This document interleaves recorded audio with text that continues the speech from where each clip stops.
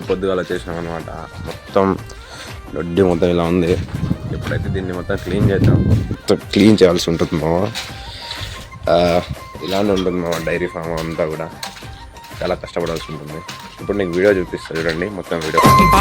బాసింగా బలాలే బలు ఉన్నాయే, సేతుల జిలకర బెల్లాలే వెలుసున్నాయే.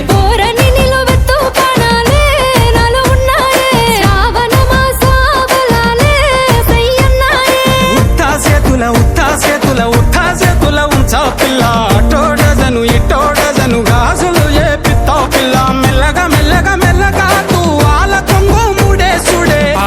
బాసింగా బలాలే బలు ఉన్నాయే, సేతుల జిలకర బెల్లాలే కలిసున్నాయే.